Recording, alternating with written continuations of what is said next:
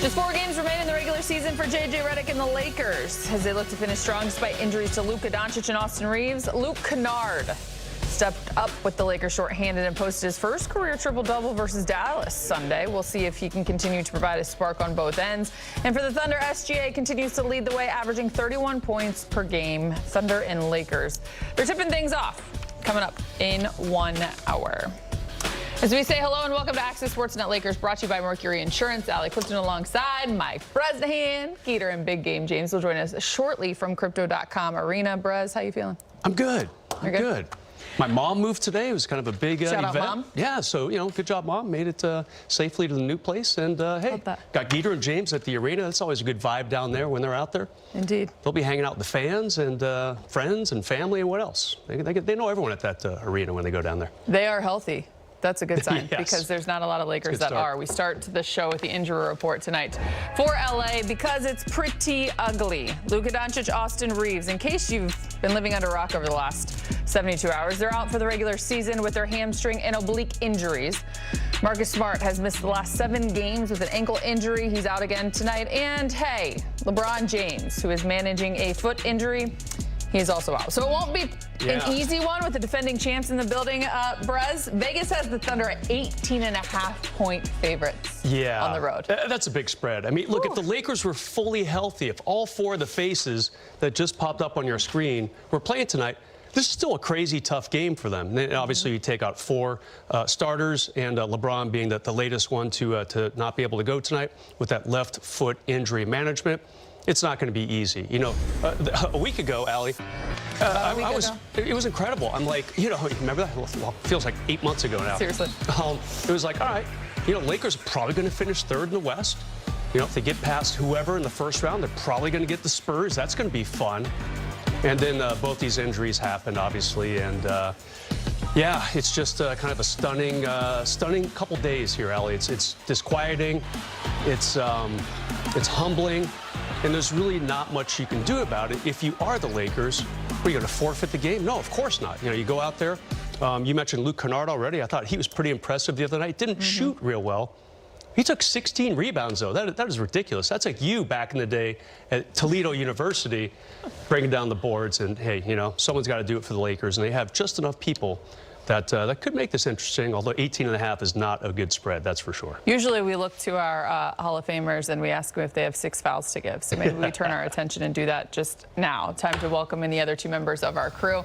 Geeter and Big Game, you're live from Crypto.com Arena with more on tonight's game. Hello, guys. Hello, Allie and Brez. Thanks so much. Good to be down here, of course, with Big Game, the Hall of Famer, and the Lakers are beginning a stretch of 3 games in 4 days. Let's talk LeBron. He's been kind of nursing some nagging injuries all season long. Probably was going to miss one of the next 3 games regardless. So I guess tonight's the right night to do it. Big game, and then hopefully you can play in the back-to-back Thursday, Friday against the Warriors and the Suns. Yeah, I think LeBron has been, carrying a lot. He's been playing a lot of positions. He's been physical. He's been playing the minutes. He's been getting triple doubles. He's been doing it all. So if there's a game that he needs to miss, I think it's the game against Oklahoma.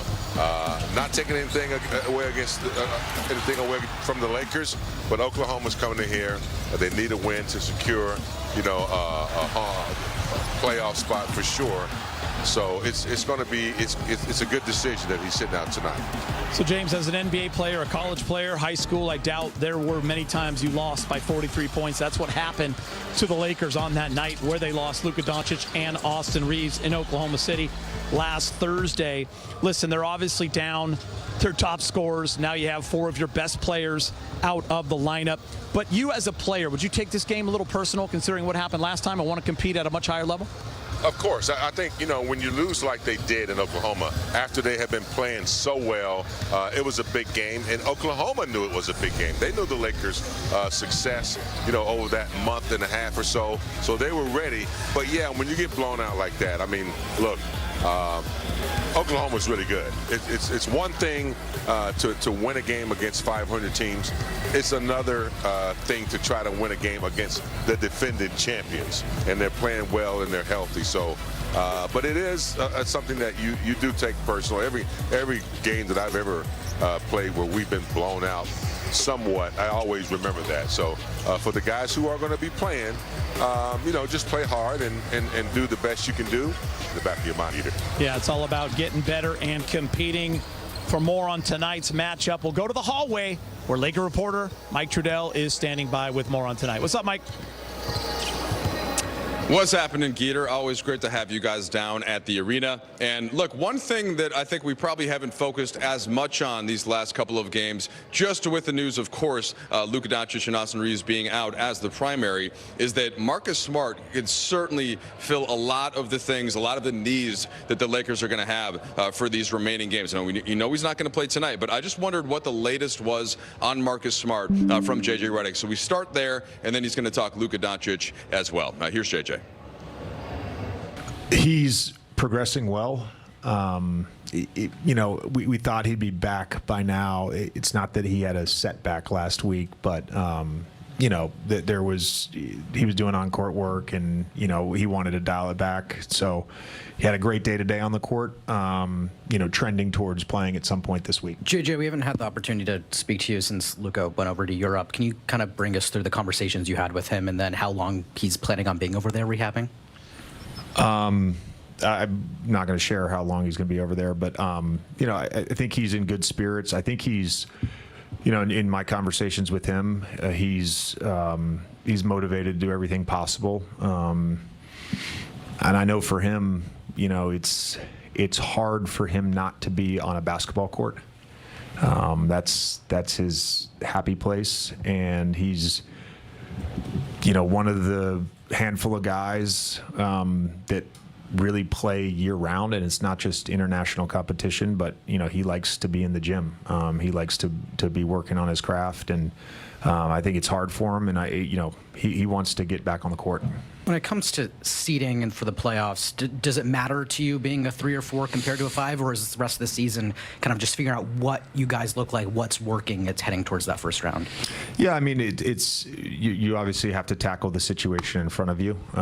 That we have a unique situation in front of us, and we've got to prepare our team, our group that we're going to have available to play in the playoff series. So that's how we approach the next 4 games, how we approach next week, leading into game 1.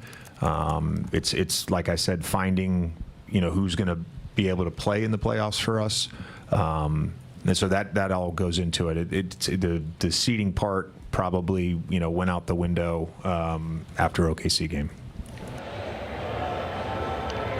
All right, so you guys heard J.J. Redick there. And, look, there's one thing just to add an addendum to that, Geeter. Look, if the Lakers can get the 4 seed instead of the 5, whether it's by, winning 1 or 2 of the remaining games or by Houston loss or 2, maybe that just helps a tiny percentage point the chance that they can elongate that first-round series, right, and give Luka Doncic, give Austin Reaves a bit more time to get back. And that you bring Marcus Smart into that equation, the Lakers are going to be a much better team when he's able to play. You heard J.J. there. Maybe it's one of these next 2 games in the back-to-back coming up. We shall see on the Smart front, but that's the bottom line. Like, yes, we on the outside can look at the odds and say, okay, the 3 seed might be tough to hold on to. But if you can get the 4 instead of the 5, maybe just having the chance to have 1 extra game here in Los Angeles instead of, say, a Houston, maybe that is something that makes a marginal difference, and those are the kind of margins that they're going to have to try and fight for right now. All right, Mike, appreciate that. We'll hear from you later in the show. I want to show everyone the standings.